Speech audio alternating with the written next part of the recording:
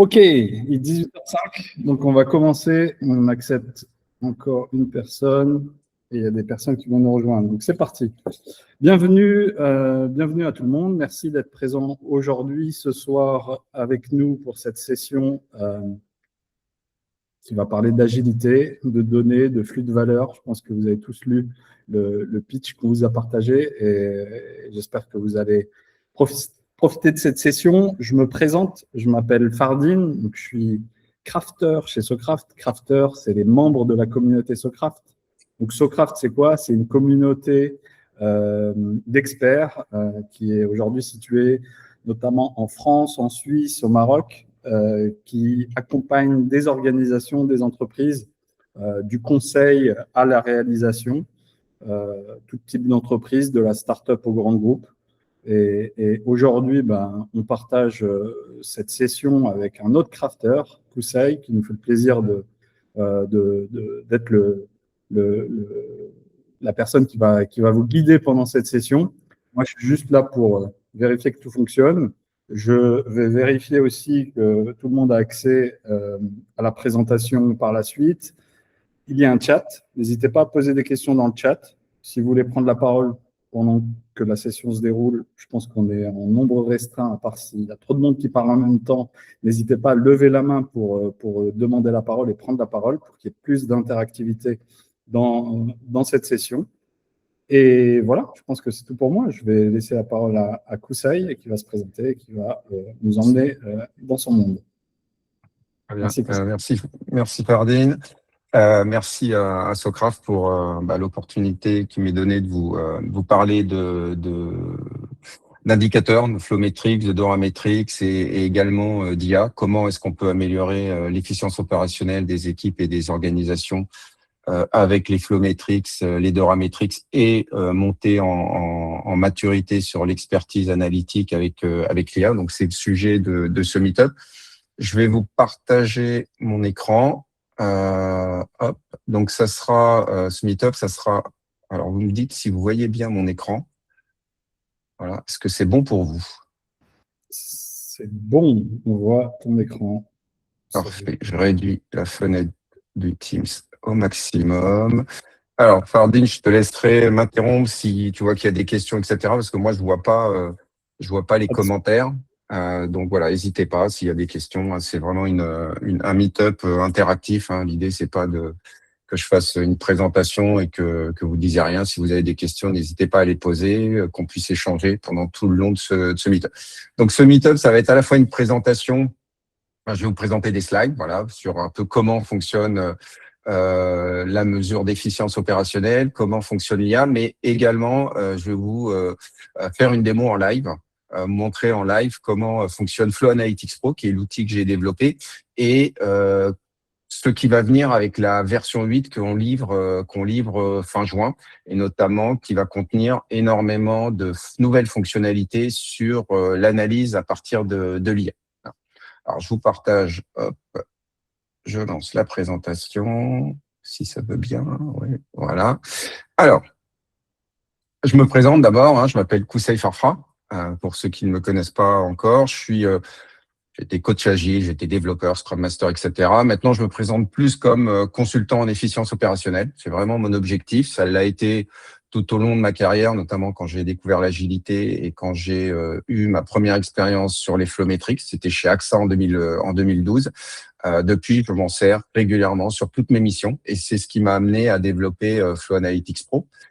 Donc, je suis à mon compte depuis 2015. J'ai créé Agile for Me, qui est ma société principale, au travers de laquelle j'édite Flow Analytics Pro. J'ai une autre société qui s'appelle Optimus, qui permet de porter des consultants auprès de clients chez qui je suis référencé. Et j'ai créé une conférence qui s'appelle Agile en scène. Vous êtes peut-être déjà venu, qui a 10 ans cette année. Ce sera le 22-23 septembre au Palais des Congrès d'Issy-les-Moulineaux. Et cette année, on va mettre l'accent sur comment l'IA va aider les métiers de l'agilité continuer à apporter de la valeur dans leur organisation. Et plutôt que de dire que l'agilité est morte, on va plutôt regarder comment, grâce à l'IA, on va faire des Scrum Masters augmentés, des PO augmentés, et comment on va apporter vraiment de la valeur business aux organisations. Voilà. Alors, le programme ce soir, on va déjà faire un constat sur la situation. Je vais vous présenter ce qu'on mesure au travers des Flowmetrics et d'Orametrics. Pourquoi c'est difficile de mesurer? Parce qu'il ne faut pas se le cacher, aujourd'hui, on parle beaucoup de métriques, etc., mais très peu de mesures réellement. Et ça, il y a des raisons. Il y a des raisons qui sont factuelles. Comment l'IA va aider justement à monter en expertise analytique, et notamment je vous présenterai ce que permet de faire aujourd'hui Flow Analytics Pro et puis ce qu'il va permettre de faire dans la version 8 qui sort fin juin. Puis ensuite on partira vers des questions-réponses où là je répondrai. Mais par contre, si vous avez des questions entre-temps, surtout n'hésitez pas à intervenir et je répondrai avec plaisir. Alors, le constat. Donc, le constat, il est assez clair. C'est pas moi qui le dis. Ce sont les études qui ont été produites qui le disent. 27% des équipes freinent leur transformation parce qu'elles n'ont pas de métrique. En fait, on lance des transformations et on en a beaucoup lancé en France, notamment les transformations à l'échelle, safe, etc. Et en fait, on s'aperçoit au bout d'un moment, au bout de 6 mois, 1 an, 2 ans, 3 ans, qu'en fait, on ne mesure rien. On ne sait pas où on est la transformation, on ne sait pas si elle a apporté vraiment des bénéfices, à la fois des bénéfices en termes d'organisation, en termes de rapidité de livraison, en termes d'amélioration de la qualité, en termes d'amélioration de la data, en termes business. Voilà, est-ce qu'on a eu des gains de productivité? Est-ce que ça a fait rentrer un peu plus de cash ou fait gagner des parts de marché? En fait, on ne mesure pas. On fait une transformation presque des fois pour faire une transformation. On investit énormément d'argent dans les formations notamment. Safe a fait son beurre grâce à ça. Et puis, on s'aperçoit qu'en fait, les organisations ne veulent surtout pas mesurer. Et puis, elles ne veulent pas mesurer pour des raisons simples. Alors, en tous les cas, en France, je ne sais pas comment ça se passe dans d'autres pays, mais en tous les cas, en France, elles ne veulent pas mesurer parce que on a toujours cette culture de la transparence qui n'existe pas et de la peur de dire qu'on s'est trompé. Voilà. Donc, on ne va pas mesurer. Donc, du coup, ça freine les transformations et ça ne permet pas aux transformations d'aller vraiment vers l'objectif qu'elles ont, c'est-à-dire d'améliorer le business, d'améliorer la performance et l'efficience opérationnelle des équipes. Il y a un tiers des dirigeants qui font confiance à leurs données. Ça, c'est un vrai problème et c'est un problème que moi, je rencontre systématiquement quand j'échange avec des prospects ou quand on déploie Flow Analytics Pro chez nos clients. La première chose que l'on fait, c'est qu'on va analyser la data. Déjà, on va analyser est-ce que l'organisation, dans leur outil de gestion de projet, alors aujourd'hui, on utilise Jira, mais dans la courant 2026, on va se connecter à Azure DevOps, à Tulip et puis à d'autres outils. En fait, on s'aperçoit toujours qu'il y a un vrai problème sur la qualité de la data. On fait très attention à la qualité de la data pour connaître ses clients. Par contre, quand on parle IT, on s'aperçoit qu'en fait, tout le monde, alors je vais le dire peut-être crûment, tout le monde s'en fout de la data. On développe, mais on ne regarde pas si notre donnée est propre parce que, pour une simple et bonne raison, c'est qu'on ne la mesure pas. Voilà. Et on ne s'en sert pas pour améliorer notre processus. La seule chose qu'on va faire, c'est qu'on va mesurer un peu de vélocité. Bon, voilà, on voit à peu près la valeur que peut avoir la vélocité. On s'en sert comme outil de productivité, alors que ça n'apporte rien. Mais on ne regarde pas si notre données sont de qualité, si elles nous apportent des éléments factuels qui nous permettent ensuite de nous projeter et de prendre des décisions éclairées. Voilà. Donc, d'où, quand on a une mauvaise data, on ne lui fait pas confiance aux indicateurs, ce qui est une vraie raison. Voilà. 63% des organisations constatent une dégradation de la qualité. Voilà. La qualité se dégrade malgré le fait qu'on fasse des transformations, mais on ne sait pas pourquoi. On ne sait pas à quel endroit ça ne fonctionne pas. On ne sait pas où on a des goulots d'étranglement. On ne sait pas est-ce qu'on a beaucoup de rework, est-ce qu'on génère beaucoup d'anomalies, etc. Voilà. Parce que on n'a pas de métrique. Voilà. Donc ça, c'est une vraie problématique qui fait qu'à un moment, les transformations s'essoufflent et que en fait, on a une sorte de frustration, ou en tous les cas, une perte de confiance sur les transformations et qui ensuite va arriver vers des constats où on dit l'agilité ne sert à rien, la méthode ne sert à rien, donc on arrête. Voilà.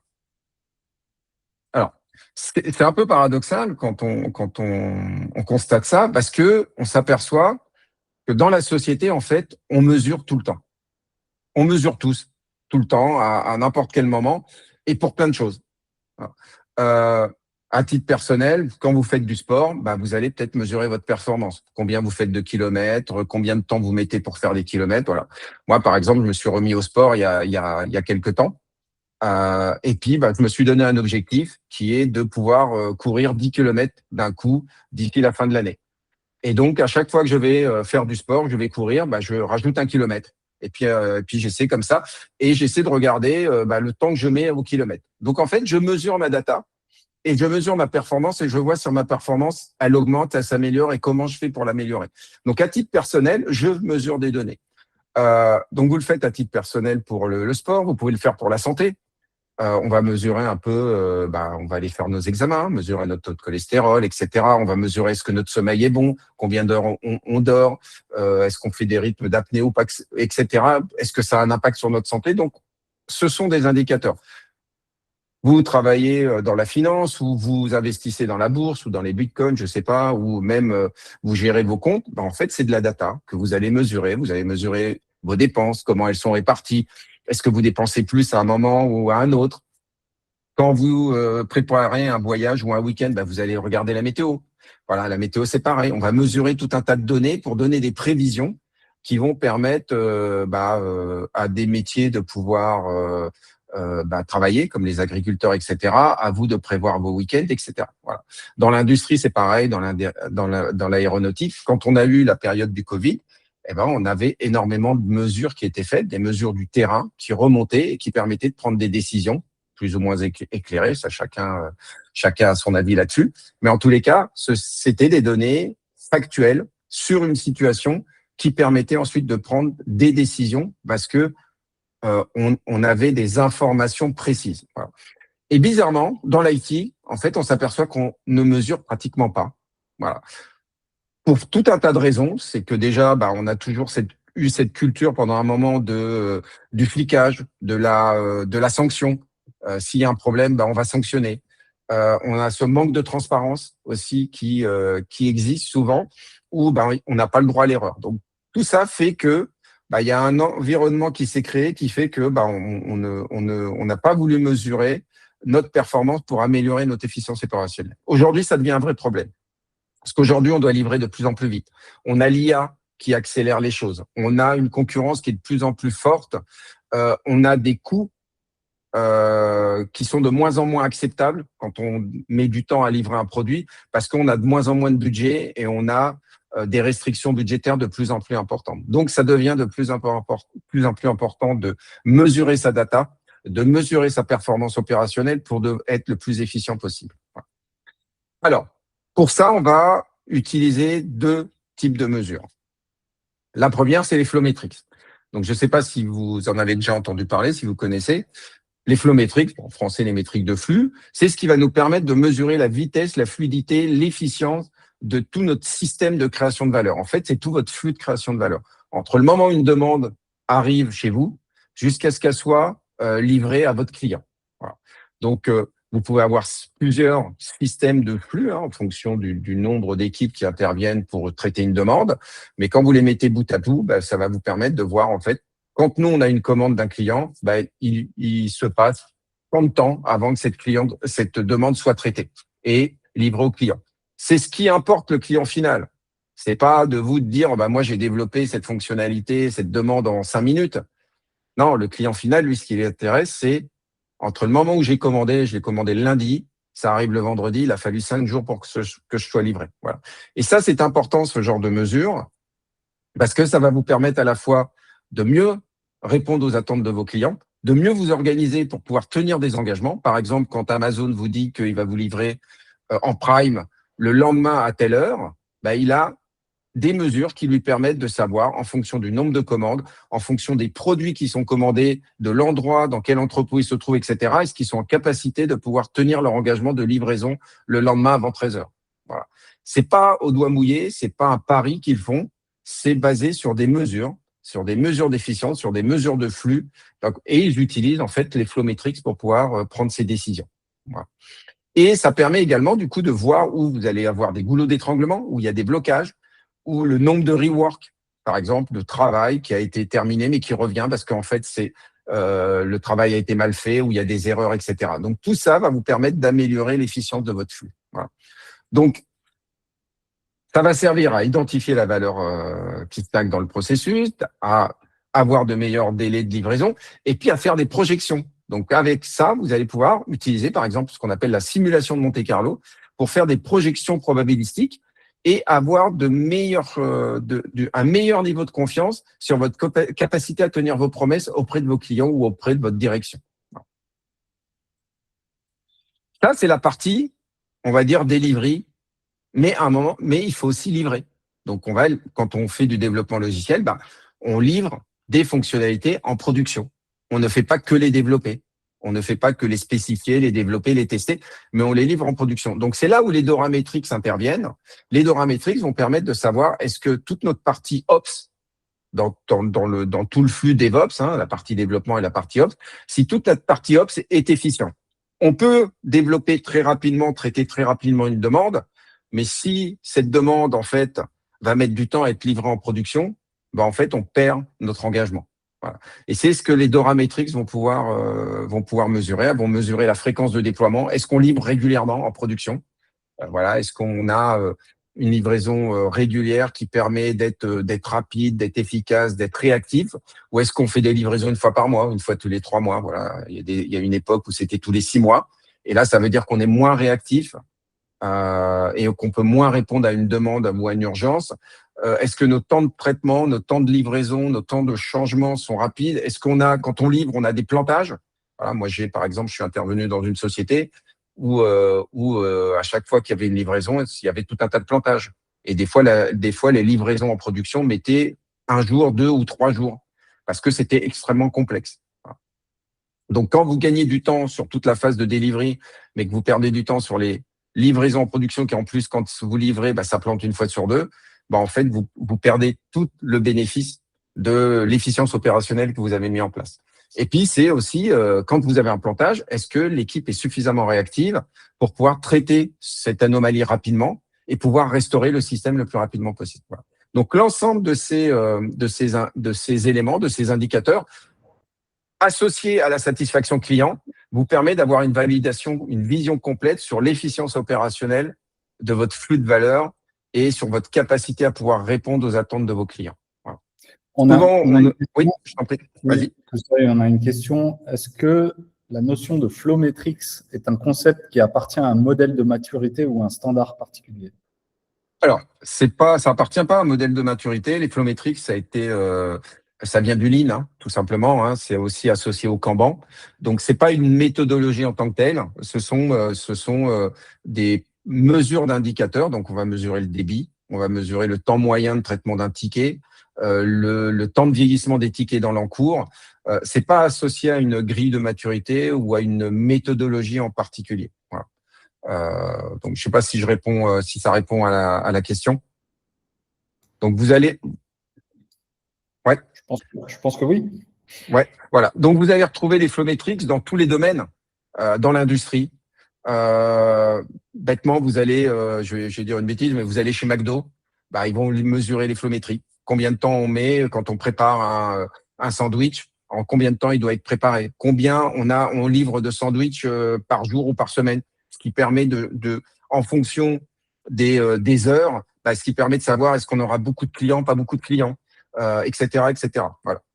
Donc, les flow metrics ne sont pas associés à une méthodologie en particulier. Vous allez en retrouver dans Safe, vous allez en retrouver dans Scrum, vous allez en retrouver dans du Kanban, vous allez en retrouver dans un cycle en V. On peut aussi mesurer le temps qu'on met pour traiter un sujet. Voilà. C'est plutôt des pratiques de mesure d'efficience de votre flux de travail. Voilà. Alors, maintenant, je vous ai présenté les flow metrics et Dora Metrics, voilà, très rapidement, très schématiquement. Comme ça peut paraître assez simple à faire. Le débit, on va calculer le débit, c'est très simple. Le temps de traitement d'un ticket, c'est facile. Je calcule la date de début et je calcule la date de fin. En fait, c'est pas si simple que ça quand on va sur le terrain. Moi, à chaque fois que je présente Flow Analytics Pro, et on l'a développé en 2018, on l'a commercialisé en 2020.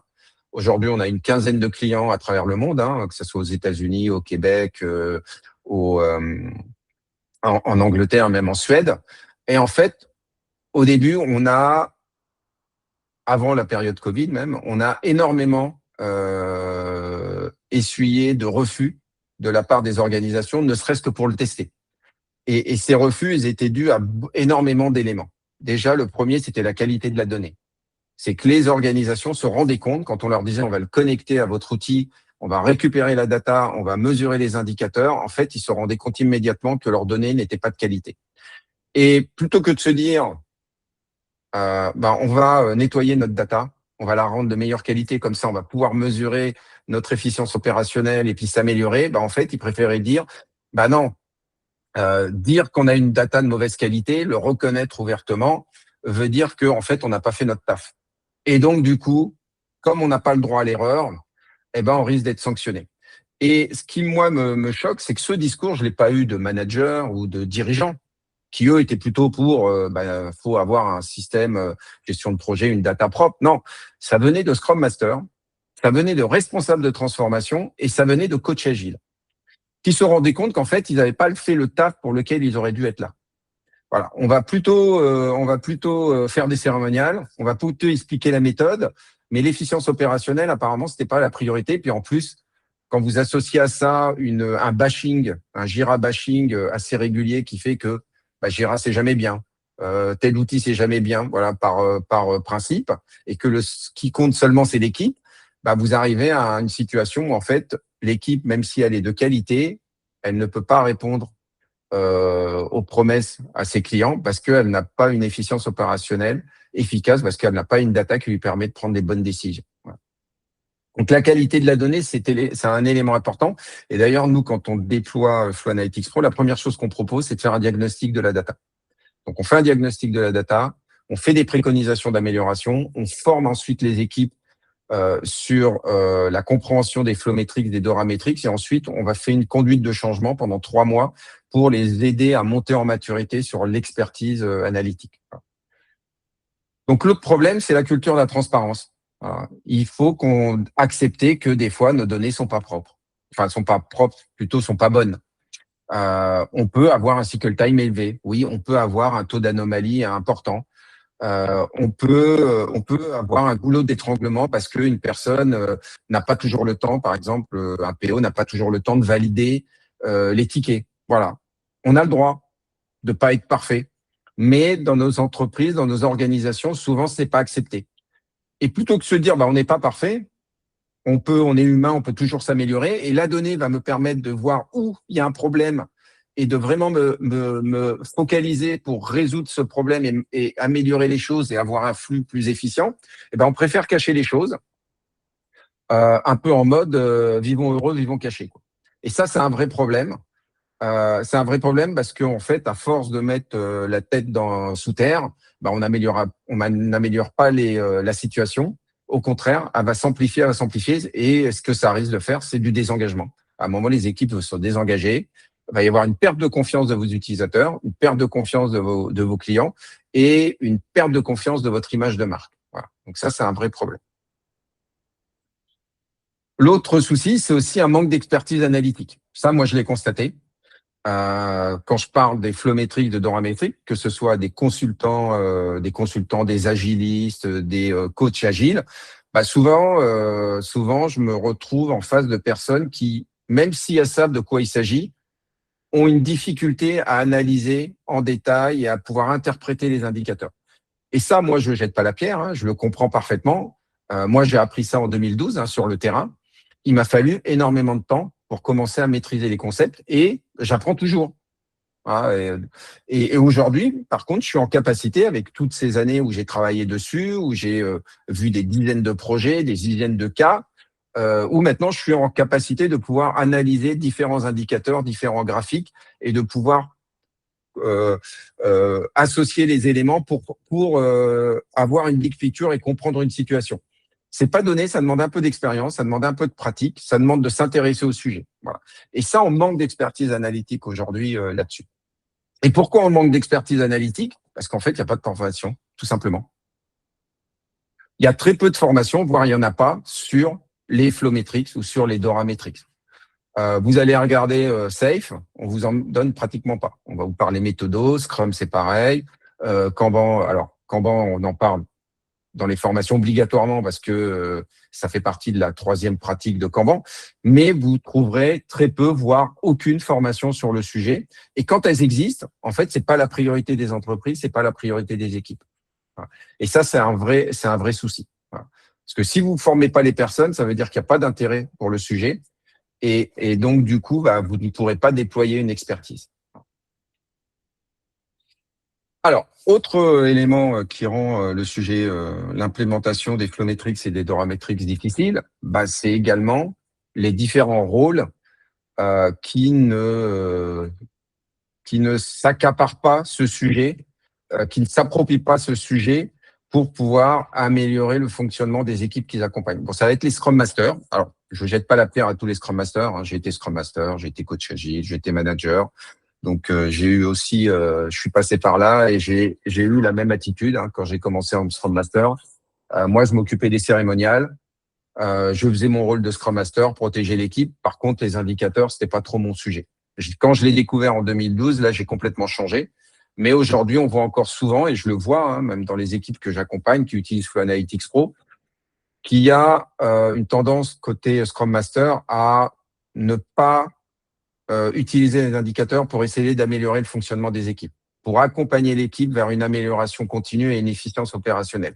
On va se focaliser sur la vélocité, dont on sait tous ce qu'elle vaut. Voilà. Moi, personnellement, je la mesure pas, elle m'intéresse pas. Je la laisse aux équipes pour s'organiser, organiser leur travail, mais je la communique même pas aux managers. Et quand vous regardez la vélocité et que vous la comparez au cycle time, au temps de traitement des tickets, vous vous rendez compte qu'en fait, il n'y a pas de rapport. Il n'y a pas de ratio. Vous avez une vélocité, vous allez dire 3 points, mais pour autant, tous les tickets vont pas mettre à peu près le même temps. Moi, j'ai vu des tickets de 3 points qui mettent 50 jours, puis d'autres qui mettent 2 heures. Voilà. Et des tickets de 21 points qui mettent 1 jour. Vous voyez? Donc, il n'y a pas de corrélation. C'est pas parce que vous allez dire que c'est 21 points que ça va mettre plus de temps qu'un ticket qui met 3 points. Parce que c'est pas ça le problème. Le problème, c'est que est-ce que votre flux de travail est efficient? Est-ce qu'il y a des goulots d'étranglement qui se créent? Est-ce qu'il y a des obstacles qui se créent? Est-ce qu'il y a des reworks qui apparaissent parce que les spécifications sont pas de qualité et qu'il y a beaucoup d'allers-retours parce que votre contrôle qualité n'est pas efficient à chaque étape de développement d'une demande. Voilà, c'est ça qui est important. Donc, les Scrum Masters ont besoin de monter en compétences, monter en maturité dans l'expertise analytique des indicateurs. Et ça, je le vois pas encore assez souvent dans les organisations que j'accompagne. Le coach agile, c'est pareil. Aujourd'hui, le coach agile, on est plus dans la méthodologie, dans l'organisationnel, plutôt que dans l'opérationnel. C'est pour ça qu'aujourd'hui, vous avez de moins en moins de demandes de coach agile sur le marché. C'est un constat. Moi, je le constate aussi. Moi, j'interviens aujourd'hui en tant que Scrum Master. Il n'y a plus de mission pratiquement de coach agile. Pour la simple et bonne raison, c'est que quand le marché est ouvert, quand tout va bien, quand on est en pleine croissance, il n'y a pas de problème. On va prendre des coachs agiles, etc. Ils vont travailler sur l'organisationnel, sur la méthodo, voilà, sur un peu la théorie. Mais quand le marché se crispe, que les finances sont au plus bas, que vous avez des budgets contraints et que en fait il faut vendre, eh ben vous revenez à de l'opérationnel. Et là, vous attendez des coachs agiles qui vous accompagnent sur des sujets opérationnels pour améliorer votre fonctionnement, pour améliorer votre capacité à produire de la valeur et pour améliorer votre business. Et aujourd'hui, on le voit de moins en moins et il n'y a pas d'utilisation côté coach agile, souvent, en tous les cas, moi je le constate, des métriques de flux et des Dorametrics pour accompagner les équipes dans l'amélioration continue. Voilà. Côté manager, c'est pareil. Souvent, les managers, ils vont raisonner en jour homme. Il y a aussi ce problème de culture de la transparence qui souvent vient de l'organisation de l'entreprise où il faut un peu cacher les choses. Il faut pas me dire que ça va pas, que la situation n'est pas bonne, qu'on a besoin de s'améliorer parce qu'un manager c'est tout. Un manager est censé être infaillible et ça c'est un vrai problème. Donc c'est pas la faute des managers, c'est souvent la culture d'entreprise qui pose problème et qui fait que en fait on va pas jouer la transparence et on va pas utiliser les métriques de flux pour vraiment montrer une situation factuelle et pouvoir proposer des décisions, des mesures d'amélioration. Product manager et le product owner, c'est aussi un peu le sujet. Moi, quand j'échange avec eux, en fait, je m'aperçois que les indicateurs, c'est pas leur sujet. Eux, ce qui compte, c'est de savoir est-ce que à la fin d'un sprint ou la fin d'une période, les fonctionnalités ont été livrées. Et puis, souvent, on va reprendre la vélocité pour faire des projections. En fait, on s'aperçoit que la vélocité n'a pas beaucoup de valeur. Et donc, du coup, on est un peu au doigt mouillé sur savoir est-ce que dans la prochaine roadmap, on va pouvoir embarquer les fonctionnalités que l'on souhaite avoir. Donc, on remplit les roadmaps trimestrielles, etc. Et puis après, on croise un peu les doigts en se disant pour savoir est-ce que ça va tenir. Voilà.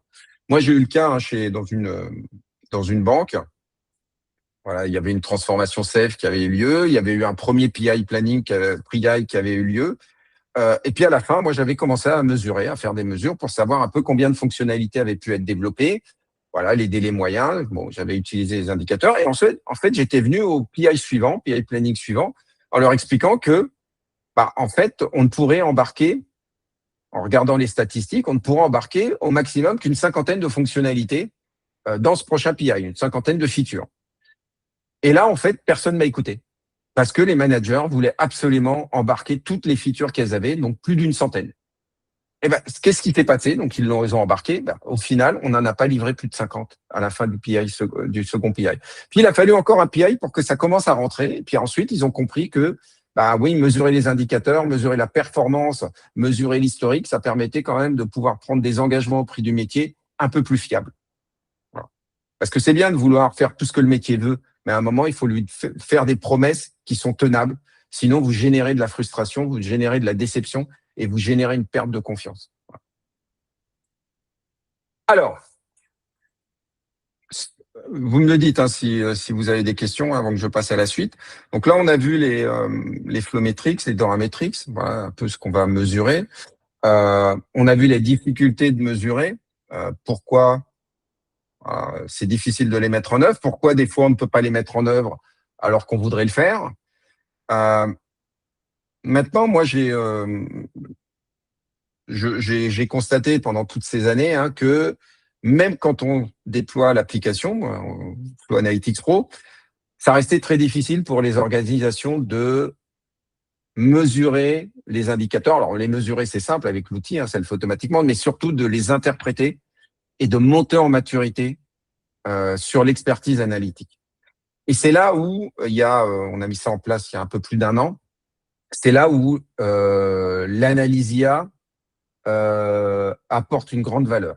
Et nous, c'est pour ça qu'on a créé notre analyse IA qui s'appelle Alice. Alors, je vous rassure, on n'a pas créé notre propre intelligence artificielle, mais en fait, on a créé un module qui s'appelle Alice, donc qui est représenté par un petit chat, qui va analyser les indicateurs, en fait, va analyser les graphiques et faire des propositions d'amélioration. Alors, on était parti dans un premier temps sur ChatGPT. Voilà, c'était un peu le LLM du moment. Ensuite, quand une certaine personne a été élue président de son pays, on s'est dit ça serait peut-être bien de revenir un peu à la maison. Donc, on s'est connecté à Mistral AI. Donc, aujourd'hui, la version qui est en production utilise Mistral AI pour les analyses d'indicateurs. Voilà. Donc, je vais vous montrer, faire une petite démonstration de ce qu'est capable de faire aujourd'hui. Hop, on va aller sur cette version. Je vais vous montrer ce qu'est capable de faire aujourd'hui Flow Analytics Pro. Donc, on va prendre un graphique, par exemple, suivi du débit. Donc, ça, c'est mon projet. Il n'y a rien de confidentiel. Et là, quand vous allez sur un graphique, alors c'est le cas pour tous les graphiques, vous avez ici un petit bouton qui s'appelle Analyse IA. Quand vous cliquez dessus, en fait, ce que fait Flow Analytics Pro, il va récupérer l'ensemble des données du graphique. Il va les envoyer à Mistral. Et puis, Mistral va faire un retour avec des préconisations, un constat, etc. Alors, je vous rassure, ce qu'on envoie au LLM, ce ne sont pas des données confidentielles. On n'envoie pas les données, on n'envoie pas les tickets, on n'envoie pas la société, le client, on n'envoie pas l'équipe, les infos sur l'équipe. On n'envoie vraiment que les données du graphique, donc sur ceux des valeurs. Là, sur le graphique du débit, c'est cette semaine, il y a eu 3 stories, 4 bugs, 2 tâches. La semaine suivante, il y en a eu 5, etc., etc. Voilà la moyenne, etc. Donc là, on a l'analyse du débit de l'équipe. Vous voyez, il n'y a même pas le nom de la société, etc. Donc, on a la phase d'observation, le cycle, les statistiques, l'analyse du débit. Est-ce qu'il y a des choses bizarres qu'il voit? Voilà. Est-ce qu'il identifie des points critiques, des points positifs? Il y a des recommandations d'amélioration. Voilà. Donc, stabiliser le flux, améliorer la gestion des bugs, etc. Et puis les conclusions. Voilà. Donc ça, c'est la version bêta de ce qu'on a créé sur l'analyse IA. Voilà. Donc on lui envoie un prompt en lui demandant, voilà, fais-nous cette analyse.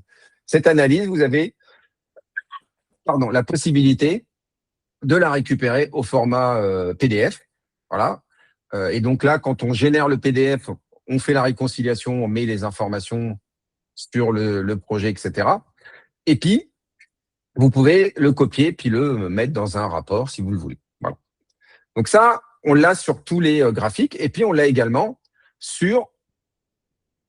Alors, hop, je vais aller sur un projet Scrum. Voilà, là, c'est mon projet Scrum. On l'a également sur les sprints. Donc, si vous faites du Scrum et que vous pouvez afficher un dashboard de sprint, donc là, c'est le dashboard Scrum qui vous permet d'avoir toutes les informations. De la même façon, vous pouvez faire une analyse de votre sprint. Donc là, Alice va récupérer les données du sprint, va les envoyer au LLM, qui va analyser ces données et faire une restitution. Voilà. Donc on voit la restitution avec l'analyse, qui analyse le temps de cycle, le débit, l'état du backlog, et fait des recommandations, voilà, en disant voilà ce qui va pas, et voilà les choses que l'on peut faire. Alors, vous allez me dire comme ça, ça reste une analyse assez basique quand même. On lui envoie des données, on lui dit à peu près ce qu'il doit analyser, il les analyse. Voilà. Ça, c'est la version bêta. Question. Oui, vas-y. Est-ce que le client a un accès au prompt system qui cadre la requête au LLM? Alors, aujourd'hui, non, vous n'avez pas accès au prompt. Vous n'avez pas accès au prompt system. Par contre, dans la V8, vous allez avoir accès à un écran qui va vous permettre de saisir le contexte de votre projet. Aujourd'hui, il n'y a pas de contexte dans ce que j'envoie. J'envoie des données brutes. Demain, enfin fin juin, dans la version 8, vous allez pouvoir saisir le contexte. Donc, vous allez pouvoir lui expliquer, voilà, sur ce sprint, c'était au mois de mai, la moitié il y a eu tant de jours fériés, la moitié des personnes étaient présentes, etc. Donc, il va tenir compte de ces éléments pour pouvoir affiner son analyse. Mais en fait, le prompt, c'est nous qui l'envoyons et on ne vous permet pas de le modifier parce que on veut qu'il fasse une analyse structurée. Donc, du coup, dans la V8, en fait, vous n'aurez plus cette analyse-là. Vous aurez une analyse un peu plus précise. Par exemple, si on était sur là, je vous ai montré sur le débit. Alors, que je regarde, c'était celui-là. Voilà. Vous aurez ce type, j'agrandis, voilà, pour que vous voyez, vous aurez ce type de rapport qui sera généré. Donc, à la fois, vous pourrez saisir votre contexte. Ça va vous générer un rapport au format HTML et au format PDF. Donc, vous pourrez l'afficher comme ça dans votre navigateur ou l'enregistrer au format PDF. Les analyses seront toutes enregistrées. Donc, vous garderez les 3 dernières analyses qui auront été faites sur chaque graphique. Et donc, vous pourrez les ressortir à n'importe quel moment. Et donc là, elles seront structurées comme ça. Donc, vous avez une synthèse, le profil de débit, par exemple, la prédictibilité. Voilà, vous avez les constats. On voit les alertes, les tendances. Et puis, les risques qu'il identifie. Voilà. Et puis, les recommandations d'amélioration. Voilà. Et puis, il vous dira s'il y a des limites pour l'analyse ou pas. Donc ça, vous allez l'avoir sur tous les indicateurs. Donc là, par exemple, on est sur le débit, mais je pourrais aussi, j'ai l'analyse sur les flow metrics. Voilà, le flow time histogramme. Donc là, le flow time histogramme correspond à ce type de graphique. Donc je vous montre, histogramme du temps de flux. Où là, on va, alors attendez, je suis pas sur le bon projet, je vais aller sur mon projet, c'est quand même, voilà, les données sont quand même plus récentes. Voilà, là, ça vous indique sur ce graphique, en fait, combien de temps ont mis les tickets à être traités entre le moment où ils rentrent en dev jusqu'à ce qu'ils soient done. Donc là, on voit que, par exemple, il y a 2 tickets qui ont mis 4 jours à être traités, 4 jours ouvrés, parce que dans Flow Analytics Pro, vous pouvez gérer les périodes de travail sur le projet, par exemple.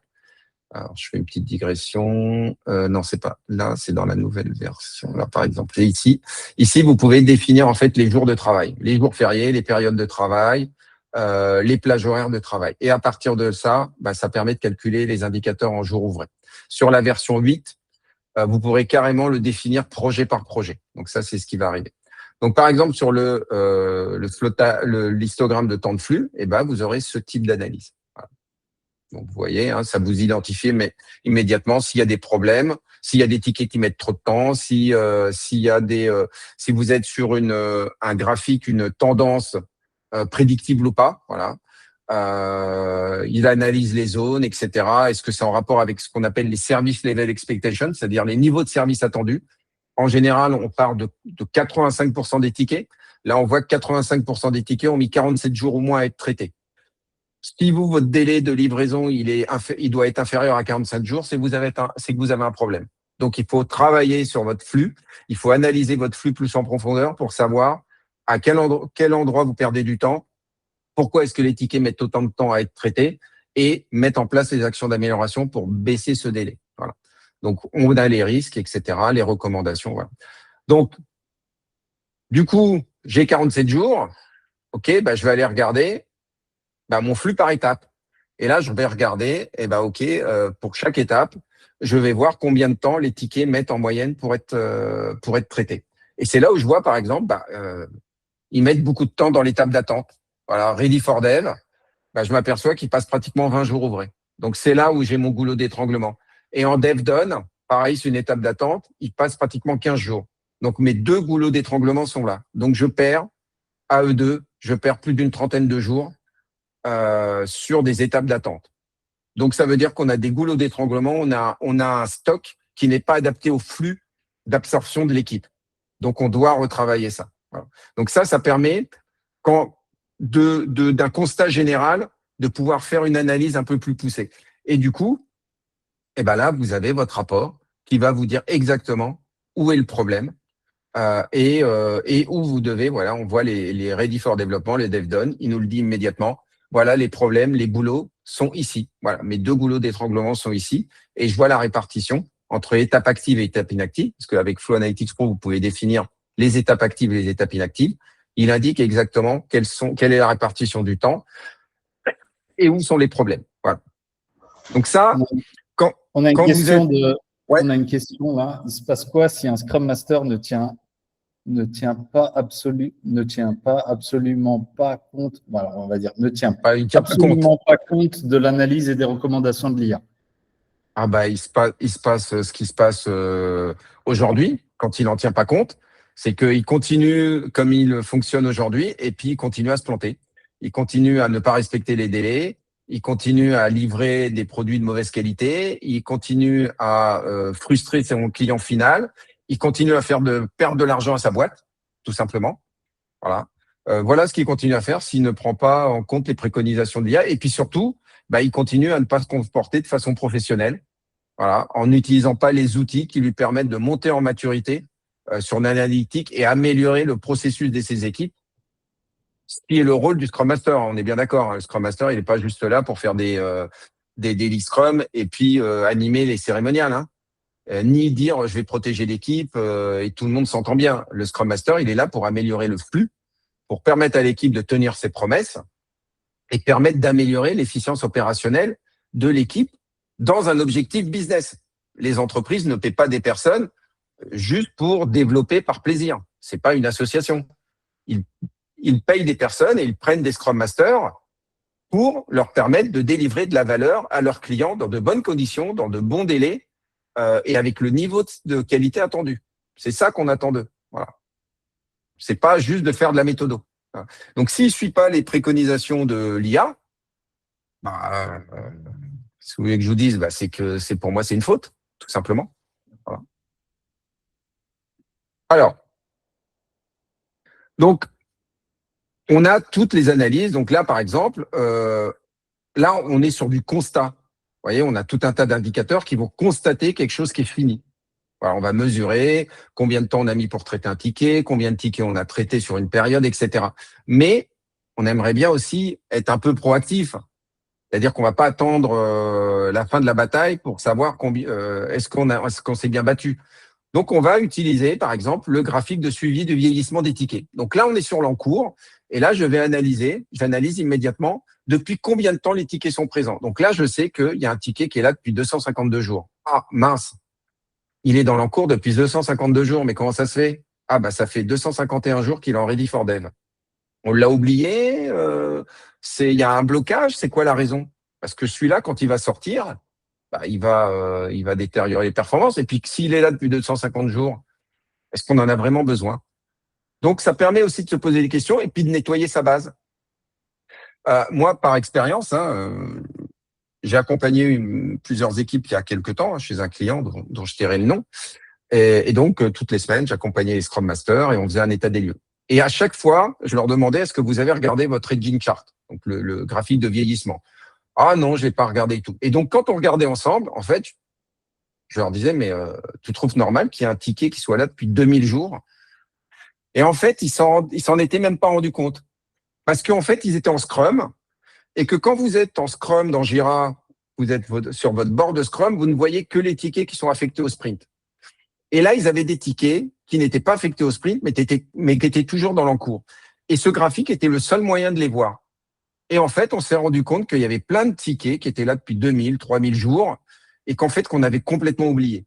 Et donc, ça a permis de nettoyer la data.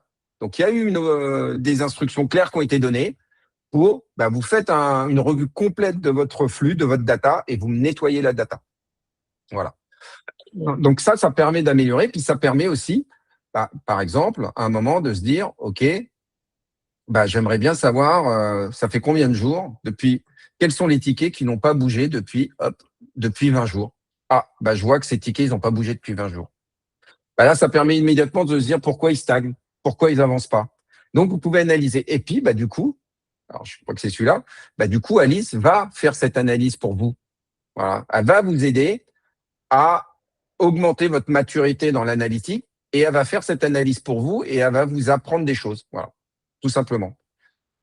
Moi, en utilisant l'IA dans l'analyse, il y a des fois, il y a des choses qui me sont remontées que j'avais pas vues. Malgré toute l'expertise que je peux avoir depuis le temps, il y a des choses que j'avais pas captées. Je dis oui, tiens, effectivement, bien joué. Voilà. Donc voilà. Donc ça, c'est sur la partie, vous avez tous les graphiques, c'est sur la partie Flowmetrics, mais il y a aussi les Dora Metrics. Donc les Dora Metrics, on va se connecter à GitHub, GitLab, Bitbucket et récupérer les données, pareil, et voir un peu la qualité de la partie Ops. Donc la qualité des livraisons en prod, est-ce que les déploiements se passent bien, est-ce qu'il y a des bugs, etc. Et là aussi, on va, en tous les cas, dans la V8, vous allez pouvoir aussi analyser la qualité de vos Dora Metrics et vous allez avoir un rapport, voilà, par exemple, comme celui-là. Donc ça, c'est un rapport réel, c'est sur des données réelles. Et donc, elle va vous faire un rapport en vous disant, en fait, quel est le niveau atteint par les différentes métriques, est-ce que c'est faible, est-ce que c'est élevé, etc. Elle va vous détailler les métriques, se faire une analyse de la vitesse, des tendances, etc. Et va vous permettre de savoir, est-ce que vous êtes sur une bonne performance Ops, est-ce qu'il y a des choses à améliorer. Voilà. Donc voilà les apports de l'IA aujourd'hui dans à la fois l'analyse des métriques, mais également dans l'assistance des équipes, Scrum Master, des managers, etc., pour monter en compétence dans l'analyse des données. Voilà. Donc ça va permettre un peu aux Scrum Master de devenir des Scrum Master augmentés. Voilà, tout simplement. Est-ce que vous avez des questions? Il nous reste quelques minutes avant d'atteindre l'heure. Je ne sais pas si tu veux aller jusqu'au bout, comme ça on ouvre après les questions. Ouais, je continue. Alors, donc du coup, je vous ai fait la petite démo. Donc, dans la V8, là aujourd'hui, je vous ai dit qu'on utilise Mistral AI, mais concrètement, il y a des entreprises qui disent nous, Mistral AI, on ne l'utilise pas. Voilà. C'est une application qui est utilisée dans plusieurs pays.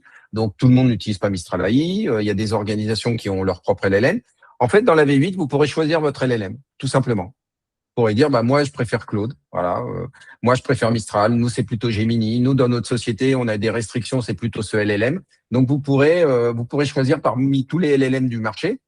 Et puis, vous pourrez carrément dire, non, nous, on n'utilise pas de LLM. Voilà, parce qu'on a des restrictions de notre direction qui fait qu'on ne peut pas l'utiliser. Donc, vous pourrez le faire également. Et puis, comme je vous ai dit, vous pourrez intégrer un contexte, etc. Voilà. Donc, ça arrivera fin juin. Et puis, surtout, ce qui va arriver, c'est qu'on a intégré un serveur MCP dans Flow Analytics Pro. Donc là, on est, alors je sais pas si tout le monde sait ce qu'est un serveur MCP. Donc un serveur MCP, ça a été développé, alors je me souviens plus du terme exact de MCP, mais c'est un protocole qui a été développé par Anthropic, le père de Claude, et qui permet depuis votre LLM d'interroger n'importe quelle base de données. Et il va vous restituer, en fait, il va analyser les données et puis vous faire une restitution. Alors nous, on a intégré ça, on est encore en phase de test. On a intégré un serveur MCP et là, je voudrais vous partager en fait le résultat. Alors, si je retrouve où je l'ai mis, voilà. Hop. Voilà. Donc là, moi, j'utilise Claude, par exemple. Donc, j'ai créé un token, je l'ai intégré dans Claude. Donc là, Claude, je suis en local, donc Claude a accès à ma base de données Flow Analytics Pro. Et donc là, je lui ai demandé sur le projet 171, vous voyez, je ne vais même pas donné le nom du projet. Projet 171, c'est juste l'ID du projet dans Flow Analytics Pro. Donc, on ne sait pas de quelle société il s'agit, on ne sait pas de quel projet il s'agit. Là, je lui ai juste demandé, donc je lui ai fait plusieurs demandes. Je lui ai dit, vas-y, peux-tu m'indiquer la date probable de livraison des tickets avec un taux de confiance entre 75 et 85%. Là, il fait son analyse. Voilà. Et donc, il m'a fait une restitution en me donnant la liste des tickets, ceux qui ont depuis trop longtemps. Et je lui demande, du coup, fais-moi une synthèse 360 du projet, tout simplement. Et là, il me fait une synthèse 360 avec des graphiques. Donc, il m'a généré les graphiques avec toute une analyse. Analyse que l'on pourra faire également avec directement dans Flow Analytics Pro. Alors, je ne vous ai pas montré, mais il y a un rapport également qui sera disponible où vous pourrez faire une analyse complète 360 de votre projet. Donc, voilà, vous arrivez le matin, vous lancez votre analyse ou à la fin de votre période, de votre sprint, etc. Je ne sais pas, vous aurez une analyse complète. Et ensuite, vous voyez, il m'a fait carrément aussi une prévision de livraison avec la simulation de Monte Carlo. Je ne lui ai pas demandé. La question, c'était juste, fais-moi une synthèse. Alors ça, c'est pas miraculeux qu'il ait fait ça. Il ne le fait pas par hasard. Il le fait parce que, en fait, dans notre serveur MCP, on a intégré des skills et on a intégré ce qu'on appelle des tools. Les skills et les tools, en fait, ce sont à la fois des outils qui vont permettre au LLM de pouvoir lancer des calculs sur le temps de cycle, sur le débit, sur les simulations de Monte Carlo, etc. Et les skills, en fait, va permettre de se mettre à la place d'un Scrum Master, d'un Product Owner, d'un Manager ou d'un RTE. Voilà. Donc ça, on les a intégrés dans la MCP et c'est ce qui permet en fait de faire ces analyses. Voilà. Et là, par exemple, je lui demande quelle est la répartition du cycle time sur l'encours. Voilà, là, il me le met. Là, j'ai même plus besoin d'aller dans FAP, en fait. Donc, avec le serveur MCP, n'importe qui, le client de Flow Analytics Pro, dès qu'il aura créé son token, depuis son LLM, pourra interroger la base de données sans avoir besoin de se connecter à FAP, sans avoir besoin d'aller analyser les graphiques, etc. Il lui posera directement la question ici en langage naturel et le LLM fera l'analyse et fera les réponses. Donc là, vous le voyez, identifie les tickets bloqués. Donc là, il l'a fait. Voilà. Voilà. Je lui demande quels sont les tickets en cours depuis 30 jours sur ce projet. Est-ce qu'il y a des signaux d'alerte? Vous voyez? Tout ça parce qu'on a créé des skills et des tools dans notre MCP et on a la possibilité, avec le token, de pouvoir s'y connecter. Donc voilà. Est-ce que vous avez des questions là-dessus?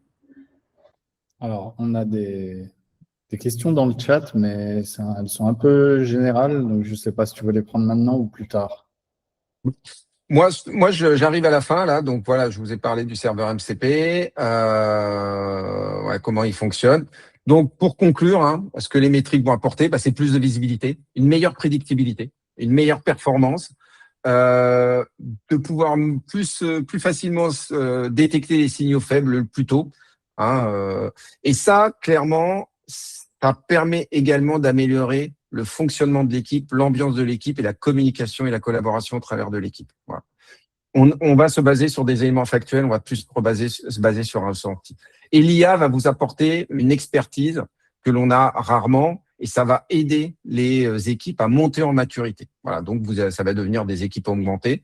Et puis surtout, ça va garder en mémoire un peu tous les diagnostics et puis du coup, ça va pouvoir améliorer l'analyse. Voilà. Voilà, j'ai fini, donc je suis prêt à répondre à vos questions. Merci. Merci Koussaï. Donc, il y a des questions pour commencer dans le chat, et puis après, si vous voulez prendre la parole, n'hésitez pas. On a une question de Cedera. Bravo pour la démonstration. L'IA peut faire beaucoup, mais il me semble qu'une entreprise ne payera pas deux fois. Si une entreprise investit dans un outil d'analyse IA, observez-vous un impact sur le budget TJM maximum que cette entreprise accepte pour un coach agile / Scrum Master? Alors, j'essaie de comprendre la question.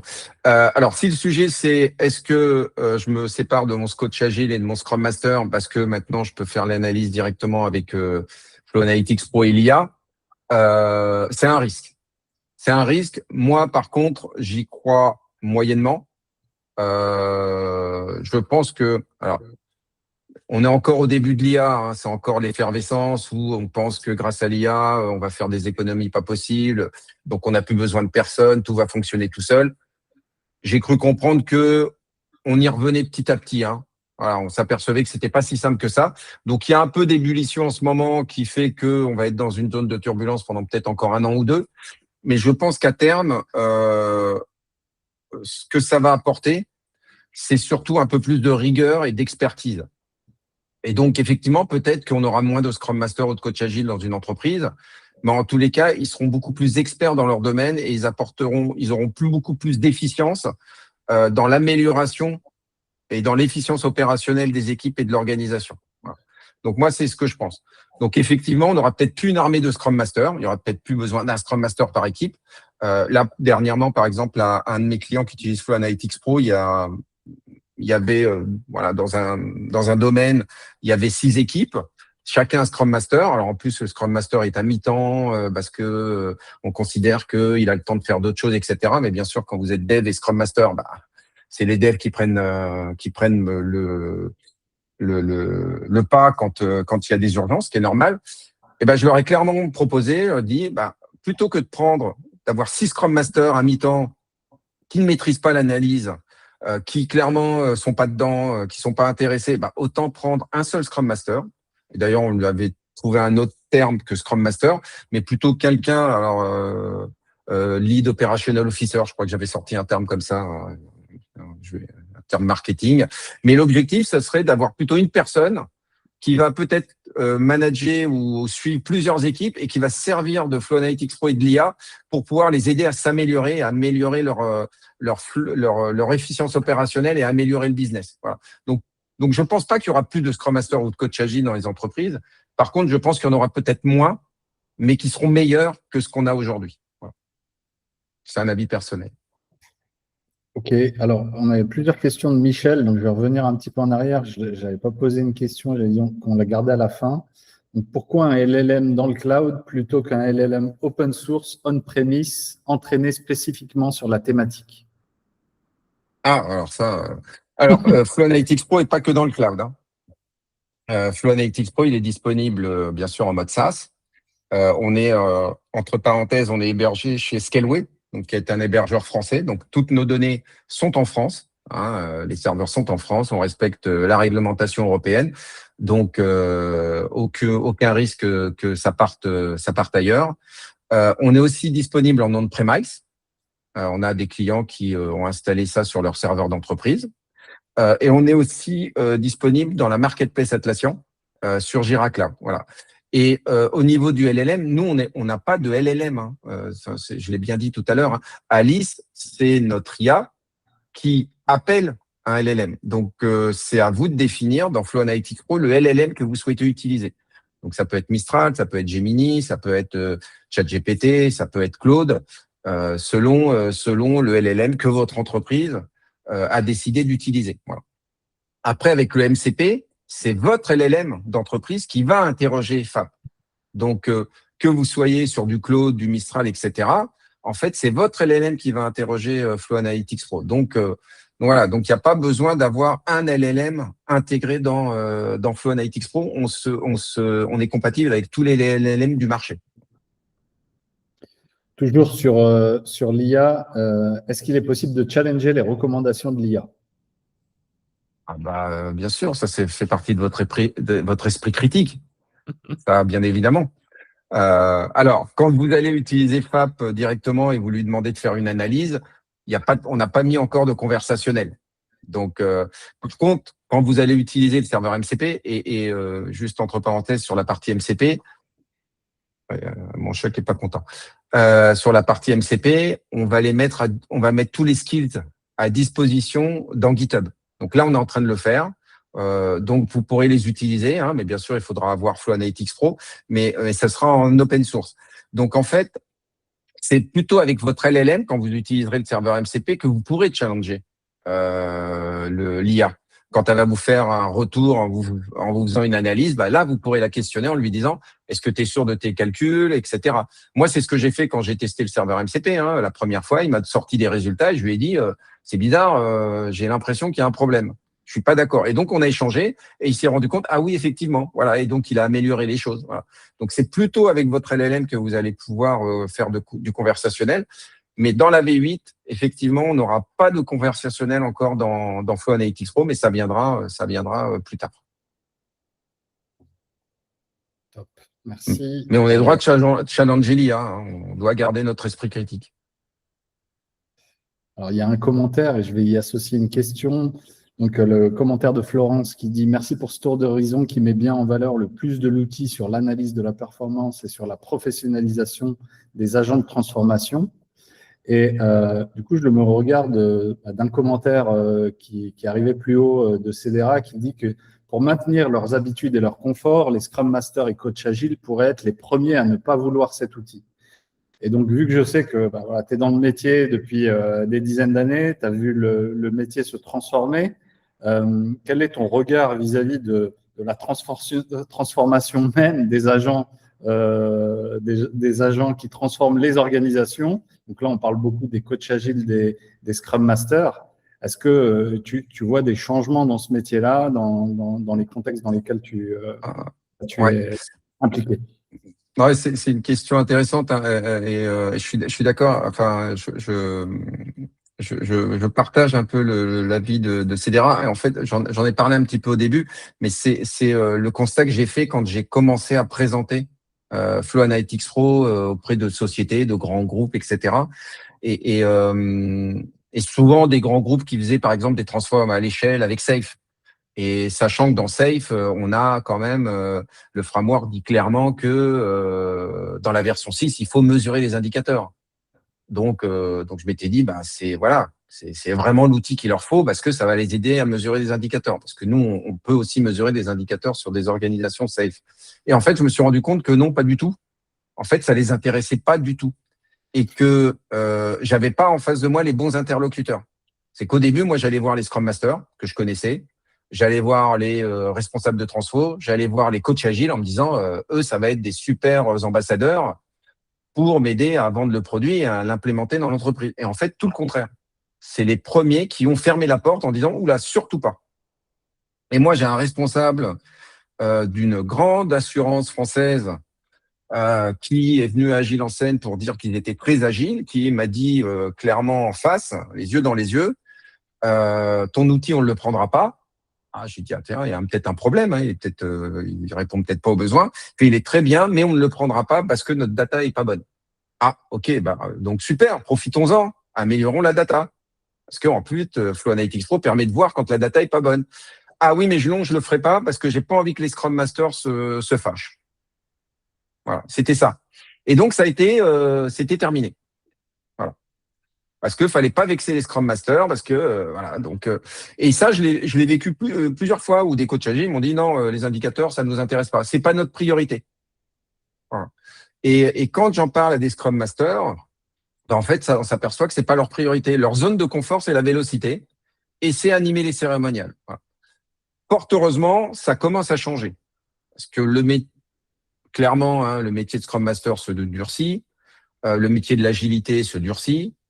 C'est de plus en plus difficile. Donc, faut un peu aussi maintenant se remettre en question et puis apporter une offre différente. Voilà.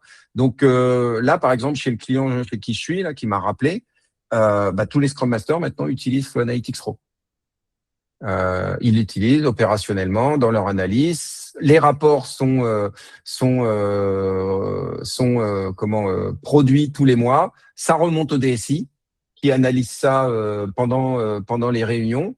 pour savoir où est la situation. Et moi, j'avais assisté à une réunion où j'avais présenté l'outil au DSI. Et le retour, en fait, sa réponse à la fin avait été très claire, hein. Il avait dit, la personne qui n'utilise pas cet outil pour mesurer la performance et pour améliorer le fonctionnement, il n'a rien à faire ici. Voilà. Et ça, je le dis pas pour vendre mon outil, c'est du véridique. Voilà. Donc ça commence à changer. Ça va mettre un peu de temps parce qu'il faut que la culture d'entreprise évolue. Mais clairement, si demain les organisations ne mesurent pas leur performance et ne s'améliorent pas, bah en fait, elles vont juste mourir, quoi. Parce que le marché devient de plus en plus difficile, hein. C'est plus open bar au niveau des budgets, c'est plus open bar au niveau des ventes. Chaque année, c'est de pire en pire. On a l'impression, il y a toujours un truc qui nous tombe dessus. Donc, quand il faut réduire les coûts, bah, il faut savoir où les réduire, quoi.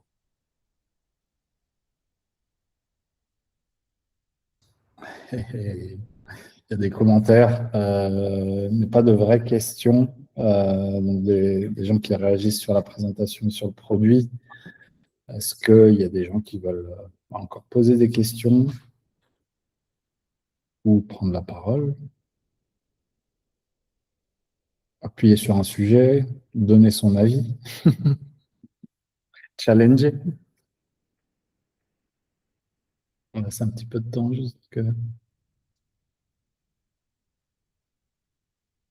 Une question. Voilà. Ouais, c'est derrière une question, je crois. Estimation. Les tokens. Alors, estimation des tokens. Alors, j'avais fait une estimation. Je suis désolé, si j'avais su, je l'aurais gardé. J'avais fait une estimation quand on a fait les prompts, justement, pour la V8, parce que effectivement, on s'est posé la question de savoir est-ce qu'on limitait le nombre d'analyses ou est-ce que c'était un peu open bar, quoi. Et en fait, alors l'estimation était pas si énorme que ça. Il n'y avait pas, voilà, il y avait pas un coût énorme. Par contre, ça n'a pas d'impact sur la licence de Flow Analytics Pro. Pour une simple et bonne raison, c'est que quand vous utilisez Flow Analytics Pro et que vous faites vos analyses IA, bah, en fait, vous ne paierez pas plus, hein. Vous avez une licence annuelle ou mensuelle. C'est intégré dans le coût de la licence. Par contre, on a limité à 100 analyses par mois et par client. Voilà. Donc, vous ne pourrez pas en faire plus de 100. Le temps, de nous permettre de voir à peu près les impacts concrètement en termes de coûts et d'ajuster si nécessaire, quoi. Voilà. Mais il faudra que je retrouve l'analyse que j'avais demandé à Claude là-dessus, puis je te l'enverrai. Mais le coût était, ça m'avait un peu même surpris, le coût était pas si excessif que ça, parce que notre prompt est pas, on a justement fait en sorte d'avoir des prompts qui soient le moins gourmand possible. Au début, on avait fait des prompts où ça envoyait, voilà, ça envoyait carrément toute la structure HTML qu'il fallait qu'il produise. On s'est rendu compte que c'était énorme, quoi. Ça, et donc maintenant, ce qu'on fait, c'est qu'on envoie vraiment que les données, avec le prompt qui lui dit exactement ce qu'on attend de lui comme analyse. Et quand on récupère la réponse, c'est là où on constitue le rapport en HTML. Voilà.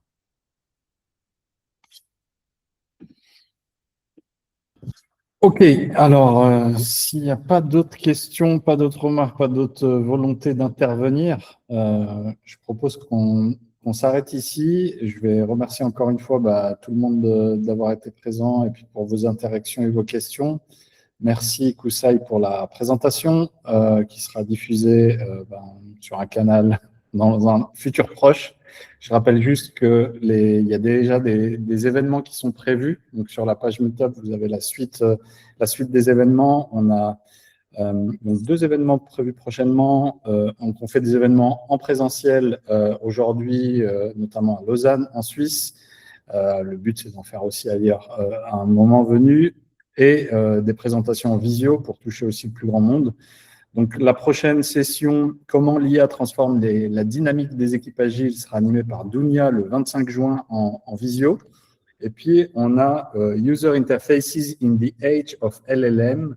Donc, ça sera une présentation qui sera soit en français, soit en anglais, on verra en fonction de l'audience, mais qui se déroulera à Lausanne chez Socraft le 9 juillet 2026. Voilà, n'hésitez pas à vous inscrire sur Meetup. Je vous remercie pour votre attention et puis bonne soirée. Merci beaucoup. Bonne soirée à tous et à toutes.